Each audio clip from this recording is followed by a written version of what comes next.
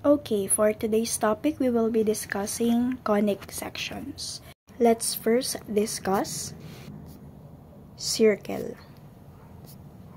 Circle are defined as a set of points that are equidistant, the same distance from a certain point.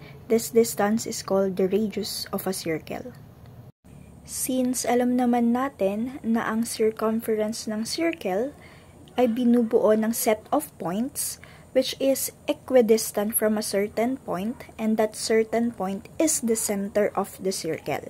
Yung distance na tinutukoy between them is what we call radius. So, paano nga ba nabuo si circle in our conic section? So, we have here cones, and based on its definition, for a plane perpendicular to the axis of the cone, a circle is produced. So, yung plane na tinutukoy is ito, wherein perpendicular siya sa axis ng ating cone. And as you can see, if you are going to look on its top view, magkakaroon tayo ng circle. And we all know that circle has a certain point wherein it is what we call the center, which is equidistant to the set of points in the circumference of the circle, and that distance is what we call radius. First one we have here center. And that center has an ordered pair of h and k. So before, instead of using x as the abscissa and y as the ordinate of an ordered pair, we will be using h as the abscissa and k as the ordinate. So a center is a fixed point which has the coordinates of h and k. Again, h will be our x coordinate, k will be our y coordinate. That point has an ordered pair of h and k. So for example, here is our circle. The point here, that certain point here, is what we call the center. Again, it has an ordered pair of h and k. Next will be radius. It is a constant distance, and it is a line segment whose endpoints are the center of the circle and any point on the circle. So, for the general equation of the circle, we will be having ax squared plus cy squared plus bx plus ey plus f is equals to 0. Our a is equals to the numerical coefficient c. Again, if our conic section is circle, our numerical coefficient a is equals to the numerical coefficient. So, for the standard equation of the circle, if our center is in the origin of the Cartesian plane, our standard equation will be x squared plus y squared is equals to r squared. While if our center is along the quadrants or in the areas of the quadrants of our Cartesian plane, our standard equation will be quantity x minus h squared plus quantity y minus k squared is equals to r squared. Let's try to solve a sample problem of circle. Convert x squared plus y squared plus 8y minus 9 is equals to 0 to standard equation to determine the center and radius of the circle. Then, sketch. First thing to do is to check the given general equation. Kung general equation ba talaga to ng circle. So, paano ba natin ulit malalaman if this is a general equation of a circle? Dapat yung ating numerical coefficient a and numerical coefficient c are equals. So, as you can see here, the numerical coefficient a is 1 and the numerical coefficient c is also 1. In that case, since present si x squared and y squared with the same numerical coefficient, it is considered as the general equation of the circle. So, ang gustong mangyari ni problem, i-convert natin yung general equation na to into standard equation. We all know that the standard equation of the circle is quantity x minus h squared plus quantity y minus k squared is equals to r squared. Next thing to do ay pagsamasamahin natin yung mga terms na merong same literal coefficient. For example, x squared and x, y squared and y. In this general equation, kung mapapansin natin, iisa lang yung term na merong x. So, itatabi na natin to sa unang parenthesis na meron tayo. For example, quantity, copy that, x squared. Then, close parenthesis. Since wala naman na tayong ibang terms na makakasama ni x squared. Next thing to do is to put an addition as the operation. Next will be the terms na merong y naman. We have here y squared and 8y. So again, ilalagay natin siya sa loob ng parenthesis. Y squared plus 8y. So, after that term, mag-leave muna tayo ng space, then maglagay tayo ng close parenthesis. Equals to, may naiiwan pang isang term which is the constant term. Ang gagawin natin sa constant term na yan is to transpose it to the other side of the equation. And that negative 9 will become positive 9. So, ano bang purpose dito ni space? Bakit natin siya nilagyan? This is to complete the quadratic equation. So, paano ba natin makokompleto yung ating quadratic equation na merong first term na y squared and second term na 8y? All you need to do is to add plus an open parenthesis, then get the numerical coefficient b, which is 8. Then, afterwards, we need to divide it by 2. Then, maglagay tayo ng close parenthesis, then also a squared. That is to complete the quadratic equation. Now, let's simplify this equation. As you can see, we have here quantity x. Ilabas na natin si squared. Para in that case, medyo hawig na siya ng ating first term. Next, plus open parenthesis, y squared plus 8y plus, simplify this one, 8 divide 2 is 4, raised to 2 is 16.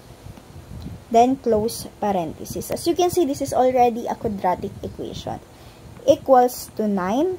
And there's a rule in algebra na kung ano yung ginawa mo on the left side of the equation, gagawin mo rin on the right side of our equation. Since nagdagdag tayo dito ng 16, maglalagay din tayo on the other side of this equation ng 16 plus 16. Next, let's simplify it again. Quantity x raised to 2.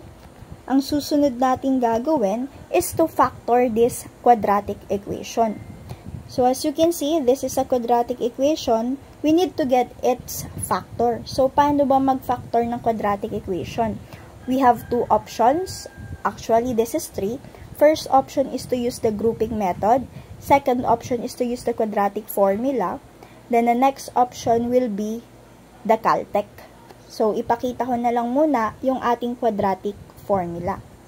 So, for the quadratic formula, we will be having y is equals to negative b plus or minus square root of b squared minus 4ac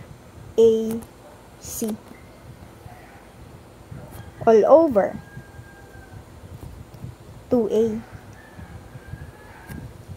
So, since we need to determine the numerical coefficient a, b, and c, alamin muna natin on our quadratic equation.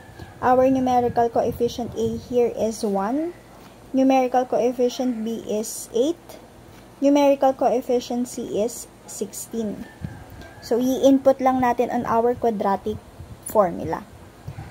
Equals to negative, our b is 8, plus or minus square root of. Our b again is 8, then squared, minus, then 4.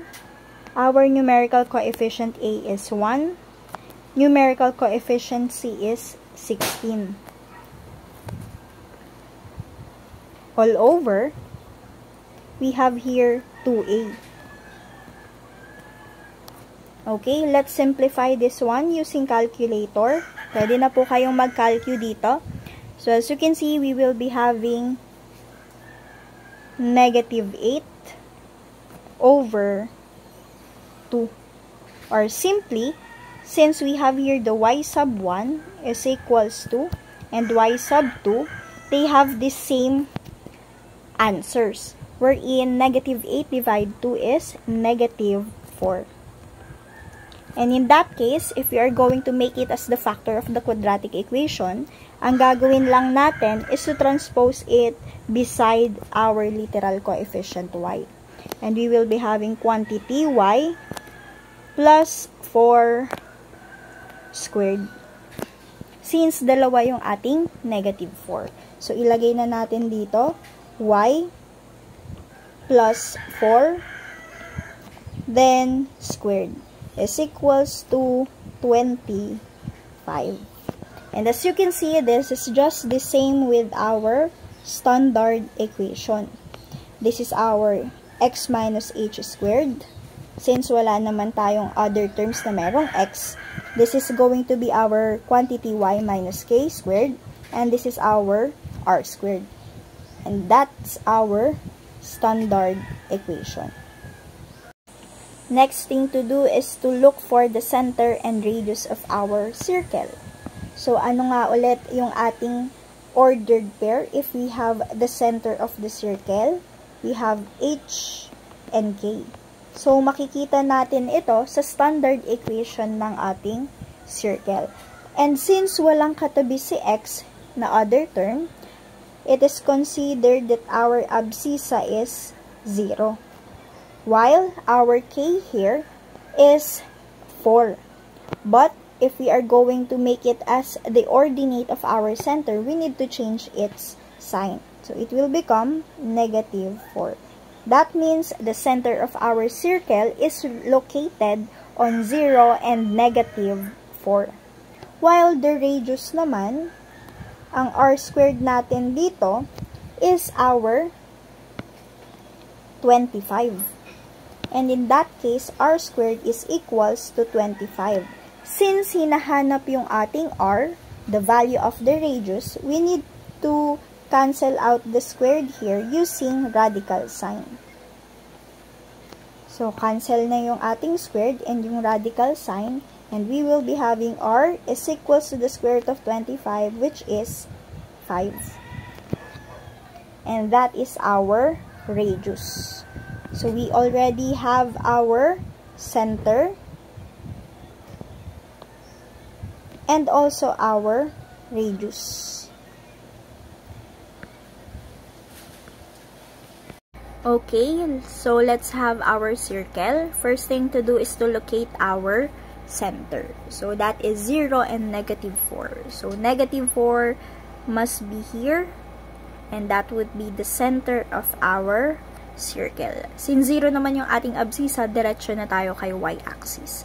Next is to locate the points along the circumference of our circle. So, if we are going to move to the right, to locate the point on the right side of our center, that must be plus r. Bakit plus r? Because that is on the positive side of our x-axis.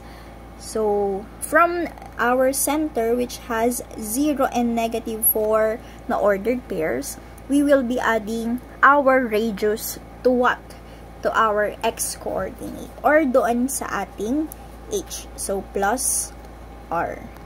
Then, we have negative 4. So, 0 plus, ang radius natin is 5 and negative 4. Our point here will be 5 and negative 4.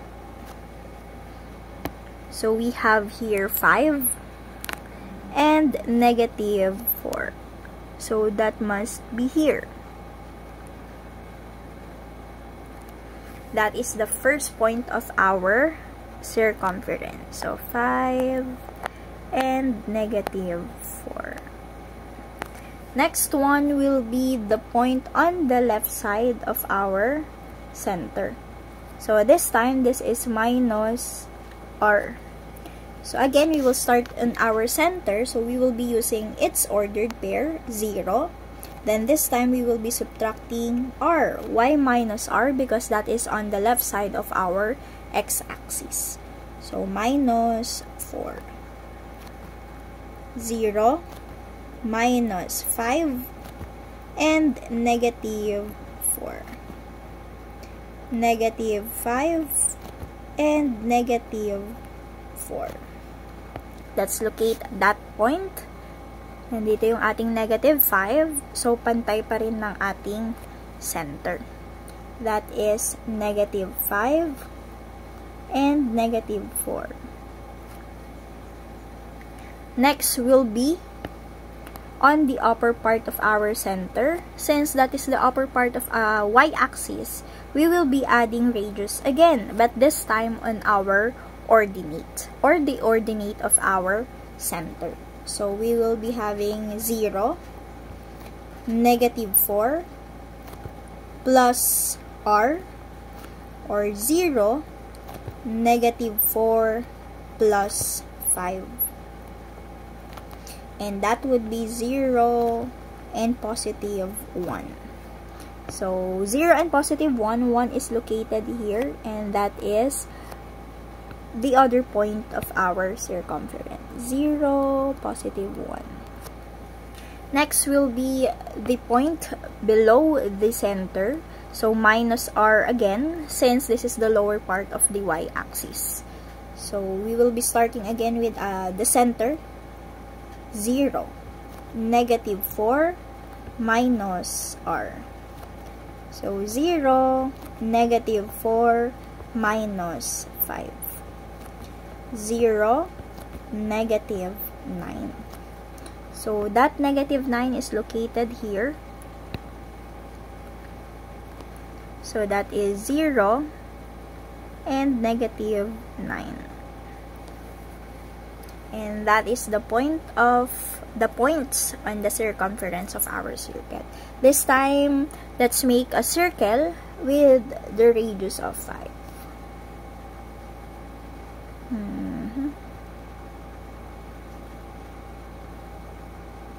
Okay, and that's the circle which has a standard equation of x squared plus quantity y plus 4 squared is equals to 25.